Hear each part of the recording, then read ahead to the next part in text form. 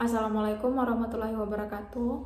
Perkenalkan, nama saya Oke Oktaviani Salidin, NIM G2U122046. Di sini saya akan memaparkan materi tentang review jurnal yang berjudul Penilaian Risiko Kesehatan Lingkungan Sulfur Dioksida SO2 pada pekerja di sekitar pembangkit listrik siklus gabungan AU di Kanada.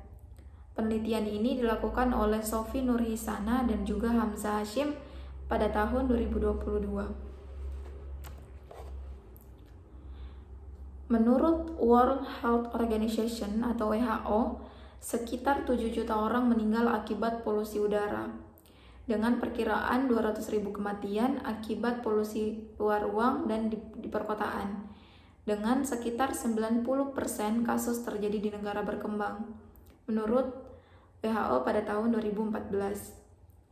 Paparan sulfur dioksida atau SO2 jangka pendek telah dikaitkan dengan morbiditas pernapasan pada orang dewasa dan juga anak-anak, terutama populasi penderita asma dan juga lanjut usia.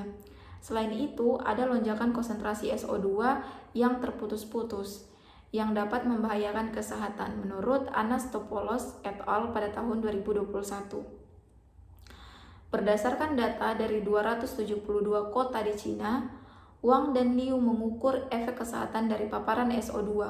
Mereka memperkirakan bahwa konsentrasi SO2 terjadi pada 10 gram per meter kubik dan peningkatan rata-rata konsentrasi SO2 selama 2 hari menghasilkan peningkatan mortalitas sebesar 0,59%, menurut Wong et al. Pada tahun 2018.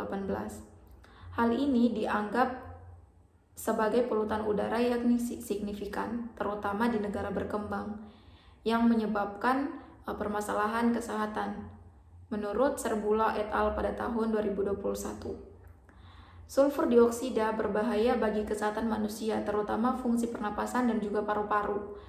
Orang yang bekerja 7 hari seminggu tanpa libur berisiko tinggi keracunan SO2 ketika kadarnya tinggi, menurut Wijiarti et al. Pada tahun 2016. Sedangkan menurut Material Safety Dataset atau MSDS, pada konsentrasi 20 ppm, paparan gas SO2 dapat menyebabkan iritasi mata, hidung, tenggorokan, sinus, endema paru, bahkan kematian. Dampak negatif lain dari polutan bagi kesehatan manusia adalah iritasi saluran pernapasan dan juga penurunan fungsi paru-paru yang mengakibatkan batuk, sesak napas, dan juga asma, menurut Muzian Shah et al. Pada tahun 2015. Next, bahan-bahan dan juga metode-metode dalam penelitian ini. Penelitian ini merupakan penelitian kuantitatif dengan desain penelitian deskriptif yang menggunakan metode EHRA untuk menilai risiko kesehatan manusia dari bahaya lingkungan. Pertama, ditentukan nilai rata-rata, minimum, dan maksimum untuk data konsentrasi SO2, baik umur, data pola aktivitas, dan data antropometri dengan menggunakan analisis distribusi frekuensi. Kemudian, untuk menghitung jumlah asupan yang diterima individu, analisis risiko kesehatan menghitung asupan paparan SO2 terhadap responden. Selanjutnya, setelah asupan dihitung dengan menggunakan data antropometri, frekuensi paparan dan juga durasi paparan untuk setiap responden, dan nilai asupan dihitung dengan menggunakan nilai rata-rata semua variabel.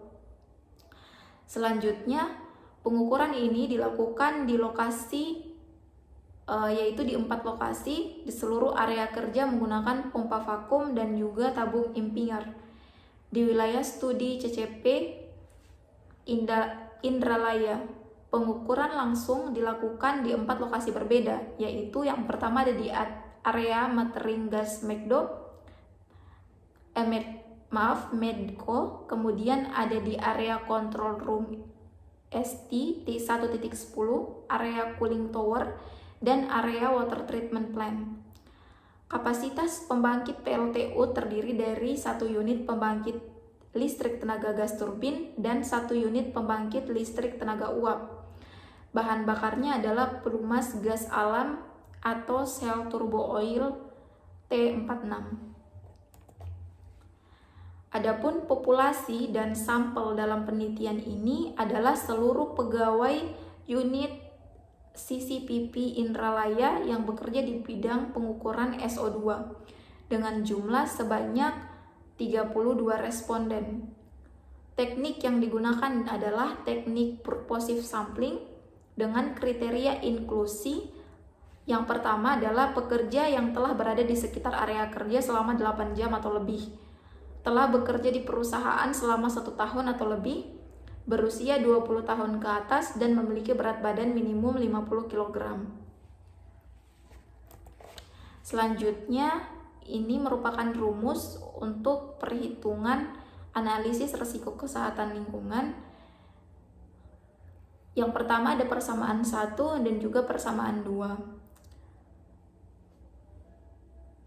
Selanjutnya, di sini juga masih merupakan rumus dari perhitungan di mana ada R, laju penghirupan dengan nilai tetapan 0,83 meter kubik per jam.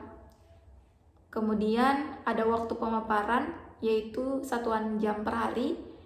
Kemudian ada frekuensi pemaparan dengan satuan hari per tahun, berat badan, durasi waktu, real time dan juga proyeksi 30 tahun, periode rata-rata waktu 30 tahun, 365 hari per tahun untuk zat non-karsinogenik, dan RFC dan RQ atau RFC konsentrasi referensi dengan satuan miligram per kilogram per hari, dan juga risk question.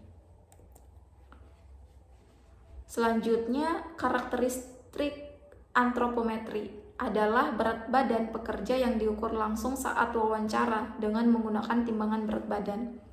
Selain itu, pola aktivitas pekerja yang meliputi waktu paparan atau TE, frekuensi paparan FE, dan durasi paparan DT diperoleh melalui wawancara langsung dengan pekerja menggunakan kuesioner. Adapun hasil dalam penelitian ini menunjukkan bahwa 32 responden yang bekerja sebagai karyawan adalah laki-laki. Lebih dari 10 responden berusia kurang dari 40 tahun dan sisanya berusia 40 tahun atau lebih. Jenjang pendidikan tertinggi adalah diploma atau sarjana sebesar 43,8%. Tingkat pendidikan dimasukkan karena variabel ini mungkin juga terkait dengan risiko, di mana misalnya tingkat pendidikan yang rendah menyebabkan ketidaktahuan pekerja akan bahaya menghirup SO2. Bisa dilihat pada tabel, ini merupakan tabel distribusi frekuensi konsentrasi sulfur dioksida atau SO2, di mana titik pengambilan sampel ada di 4 lokasi. Pertama di material gas Medco, yang dimana konsentrasi SO2 diukur pada waktu di pagi hari jam 9.15 pagi, sore hari jam 13.07 WIB. Selanjutnya dengan suhu dan kelembapan rata-rata 28,4 derajat Celcius, dan juga suhu tertinggi yaitu 34,9 derajat Celcius. Untuk konsentrasi SO2, ini konsentrasi SO2 rata-rata di lokasi pertama sebesar 0,0956 mg per meter kubik. Untuk lokasi kedua 0,0524, lokasi ketiga 0,0862, dan di lokasi keempat yaitu 0,1094. Di sini dapat disimpulkan bahwa konsentrasi SO2 rata-rata tertinggi terdapat di lokasi keempat, yaitu instalasi pengolahan air atau WTP. Yang selanjutnya ada tabel 3, yaitu tabel analisis distribusi frekuensi. Untuk variabel pengukurannya, yang pertama ada konsentrasi SO2, kemudian konsentrasi sulfur dioksida, karakteristik antropometri, berat, pola kegiatan, waktu paparan, frekuensi paparan, durasi paparan, perhitungan asupan, asupan real time, dan juga asupan seumur hidup, di mana semua variabel ini diukur dengan nilai minimum dan maksimum. Untuk nilai P tertinggi berada pada variabel asupan real time, yaitu 0,0991. Selanjutnya pembahasan 1. Karakteristik responden. Seperti yang telah dijelaskan sebelumnya bahwa karakteristik responden ini memenuhi kriteria inklusi, yaitu 100% berjenis kelamin laki-laki. Usia responden dibagi menjadi 2 kategori, yaitu di bawah 40 tahun dan juga 40 tahun atau lebih. Lebih dari setengah responden berusia di bawah 40 tahun. Kemudian waktu paparan. Semakin lama bekerja, semakin banyak gas yang terhirup ke dalam tubuh pekerja. Dan jika terpapar dalam waktu lama, responden cenderung tidak aman. Misalkan, responden adalah pegawai tetap yang bekerja sesuai dengan jam kerja yang telah ditentukan. Dalam hal ini, peneliti mengasumsikan bahwa waktu pemaparan maksimum dalam jam per hari untuk bekerja di kawasan industri adalah 8 jam per hari. Selanjutnya yang ketiga, tingkat asupan. Berat badan rata-rata pekerja adalah 63,44 kg. Maka intake rate atau R dalam penelitian ini tetap menggunakan nilai determinasi US Environmental Protection Agency atau USEPA sebesar 0,83 meter kubik per jam. Selanjutnya ada frekuensi paparan. Menurut temuan penelitian, frekuensi paparan rata-rata 265 hari berkisar antara 242 hingga 343 hari. 3 pekerja atau sebesar 9,4% pekerja memiliki frekuensi paparan 254 hari per tahun. Sedangkan 7 pekerja atau sebesar 21,9% memiliki 343 hari per tahun. Jadi, nilai rata-rata frekuensi paparan dalam studi ini melebihi nilai default EPA untuk frekuensi paparan industri, yaitu 250 hari per tahun. Selanjutnya ada durasi exposure. Berdasarkan hasil perhitungan, durasi paparan real time berkisar antara 2 hingga 25 tahun dengan rata-rata DT sebesar 11,88 tahun. Yang menunjukkan bahwa rata-rata responden telah terpapar SO2 sejak mulai bekerja hingga penelitian ini sejalan dengan temuan Ma'rufi yang memiliki masa paparan 2 tahun. Untuk analisis asupan, studi ini menghitung asupan paparan real time atau paparan aktual dan seumur hidup atau lifelong. Nilai asupan SO2 pekerja di CCPP pada paparan waktu nyata adalah 0,0025 mg per kilogram per hari, sedangkan nilai asupan SO2 bagi pekerja seumur hidup adalah 0,069 mg per kilogram per hari. Selanjutnya untuk karakteristik risiko. Nilai perhitungan rata-rata risiko menunjukkan bahwa diperoleh nilai sebesar 0,0959 mg per kilogram per hari secara real time exposure. Risiko paparan seumur hidup sebesar 0,2668 menunjukkan bahwa tingkat paparan SO2 di udara ambien untuk CCPP tergolong tidak berisiko atau rendah.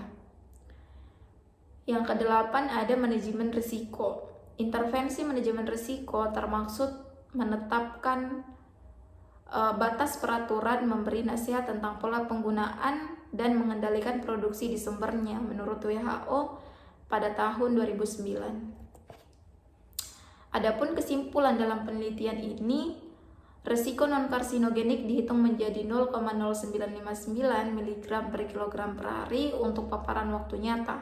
Selanjutnya, risiko seumur hidup adalah sebesar 0,2668 mg per kilogram per hari. Tingkat risiko paparan SO2 di udara ambien ini dapat digolongkan aman atau tidak berisiko menimbulkan gangguan kesehatan akibat paparan SO2 bagi pekerja di area kerja. Adapun rekomendasi yang bisa diberikan, meskipun demikian, upaya harus dilakukan untuk memastikan bahwa paparan pekerja terhadap SO2 atau gas emisi lain yang dihasilkan oleh kegiatan ini tidak membahayakan kesehatan mereka. Pekerja terutama yang bertugas sebagai operator lokal wajib menggunakan APD atau alat pelindung diri yang sesuai dengan potensi bahaya di tempat kerja seperti sarung tangan dan masker serta di WTP. Mungkin itu saja yang bisa saya sampaikan, lebih dan kurangnya mohon dimaafkan. Assalamualaikum warahmatullahi wabarakatuh.